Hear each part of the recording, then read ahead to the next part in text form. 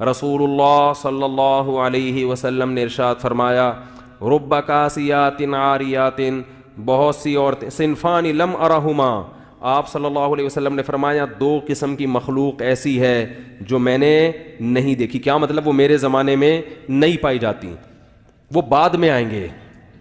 اور یہ اشارہ اس سے مل رہا ہے کہ وہ قومیں مسلمانوں میں پیدا ہونے والی ہیں.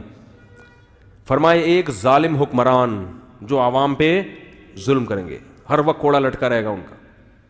دوسرا فرمایا کاسیات عاریات، ایسی عورتیں جو لباس پہننے کے باوجود برہنہ ہوں گی، ان کا لباس جسم پہ ہونا نہ ہونا برابر ہوگا.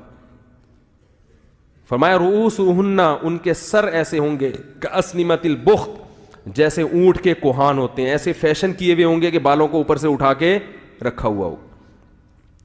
تو علماء نے لکھا ہے کہ ایسا چست لباس پہننا جس سے جسم کے اعضاء جھلکتے ہوں، یا ایسا باریک لباس پہننا جس سے جسم کی کھال نظر آتی ہو، اس سے یہ مطلب ہے کہ لباس کے باوجود کیا ہوں گی؟ برہنہ. اور آپ صلی اللہ علیہ وسلم نے فرمایا ایسے ظالم حکمران اور ایسی عورتیں لا یجدن ریح الجنہ وان ریحها لیوجد من مسیرۃ کذا وکذا، یہ جنت کی خوشبو بھی نہیں پائیں گی، حالانکہ جنت کی خوشبو تو اتنے سال کی مسافت سے محسوس ہونا شروع ہو جائے گی. اتنا دور رکھے گا، چاہے یہ نماز پڑھیں، چاہے حج کریں، چاہے زکوٰۃ دیں، لیکن آپ صلی اللہ علیہ وسلم کی حدیث کے مطابق یہ جنت میں نہیں جا سکتی. کتنا بڑا حکم ہے، مگر آج اس حکم کی دھجیاں اڑائی جا رہی ہیں.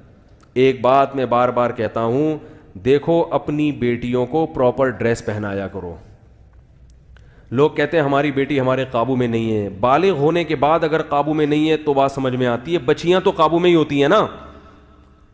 کسی بھی دیندار کو کھڑا کر دو، اس کے بیٹے کا لباس دیکھو اور اس کی بیٹی کا لباس دیکھو. ابھی میں ہانگ کانگ گیا نا، مردوں کے پورے کپڑے ہیں، پورے نا، ان کا بس نہیں چل رہا ہوتا، منہ بھی چھپا لیں وہ.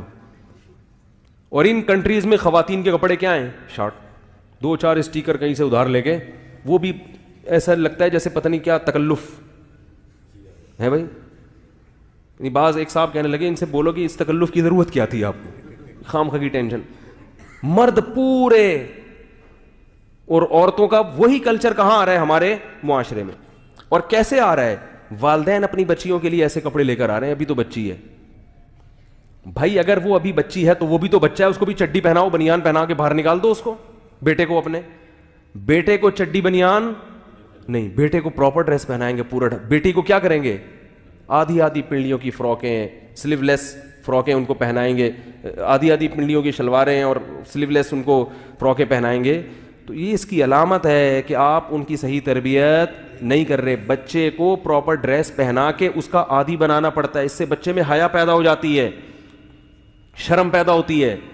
آپ نے دیکھا ہوگا جو لوگ اپنے بچوں کو کپڑے نہیں پہناتے نا، چڈی بنیان میں ہی بچے گھومتے رہتے ہیں، وہ پھر بڑے ہو کر بھی چڈی بنیان میں.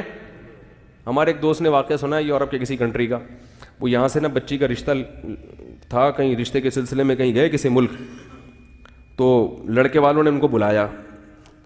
تو وہ جو لڑکی کے ابا تھے انہوں نے کہا وہ سسر جو یعنی لڑکا ہے اس کو بلاؤ. لڑکا کہیں جاگنگ کر رہا تھا چڈی پہن کے. اس کو پتہ چلا جی تمہارے رشتے والے آئے ہوئے ہیں. اس نے کہا ٹھیک ہے، بہت خوشی ہوئی، میں آ رہا ہوں. تو وہی چڈی بنیان میں ہی سسر صاحب کے آگے آگے بیٹھ گیا، اور اس نے اپنی طرف سے یہی کیا بھائی جو میں ہوں میں وہی نظر آنا چاہتا ہوں. اور صحیح کیا اس نے. خام خواہ میں اپنے آپ کو ایسا شو نہیں، میں ایسا لبرل ہوں، پہلے بتا دیا اس نے اپنے ڈریس سے کہ مجھ سے زیادہ توقعات نہ رکھنا، ہم یہ چڈی بنیان ہی ہمارا فیشن ہے. تو چڈی بنیان میں آ کے سسر صاحب کے سامنے بیٹھ گئے. انہوں نے کہا بھائی تو لڑکی والے جب ہمارے یہاں جب آتے ہیں تو بندہ کہیں سے ادھار ہی لے لیتا ہے پتلون. کیا خیال ہے بھائی؟ اس موقع پر تو ہر آدمی کم از کم پراپر ڈریس میں بیٹھتا ہے نا. نہیں ہے تو کہیں سے ادھار لے لیتا ہے، شرٹ ادھار لے لیتا ہے، بعد میں واپس کر دیتا ہے کہ بھائی چلو ابھی فی الحال. تو یہ اتنا لبرل. وہ خیر انہوں نے انکار کر دیا، اور بہت اچھا کیا انہوں نے انکار کر دیا. تو کیا ہے کہ بچپن سے آپ اگر مکمل لباس پہنائیں گے بیٹے کو بیٹی کو، تو وہ لباس کا